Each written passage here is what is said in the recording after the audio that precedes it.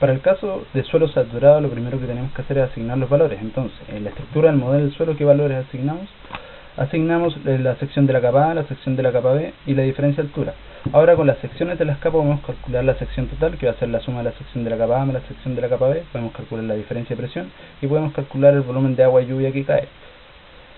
Luego podemos calcular en la sección de factores de la capa, podemos asignar los valores de porosidad de la capa A, de la capa B1, B2 y 3 y los radios de los capilares de la capa A, capa B1, B2 y B3. Luego podemos calcular la permeabilidad del suelo utilizando la siguiente fórmula, que va a ser la porosidad por el radio de los poros del capilar y por 8, dividido en 8.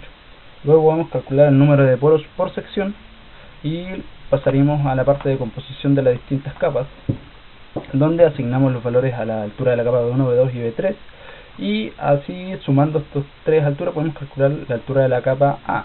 ¿Por qué? Porque este es el modelo para nuestro caso. Luego podemos calcular la conductividad hidráulica por sección y la resistencia hidráulica en función de la conductividad hidráulica. Luego pasamos al flujo de agua por cada capa, donde se calcula el flujo de agua para A con la siguiente fórmula, diferencia de presión dividido la resistencia hidráulica, y luego calculamos el flujo de agua por la sección B, en la sección B, que va a ser la misma fórmula, pero la resistencia hidráulica la calculamos de B sumando la resistencia hidráulica de B1, B2 y B3.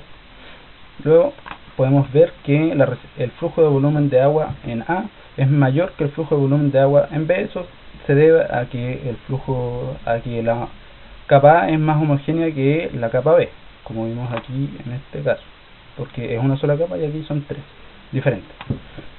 Luego pasamos al flujo por sistema complejo, donde con la ley de Darcy podemos calcular la diferencia de presión para B1, B2 y B3, podemos calcular la resistencia hidráulica total y por último podemos calcular la velocidad media del líquido de salida de las capas.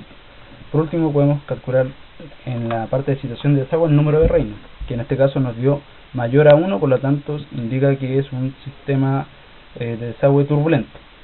¿Y por qué?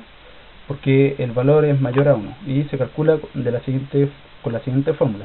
Luego podemos calcular el tiempo en base al flujo de volumen total por el volumen de agua lluvia, y ahí vemos que nos da un valor bastante grande, por lo tanto indica que el suelo está bastante saturado. En la siguiente fórmula las podemos calcular así.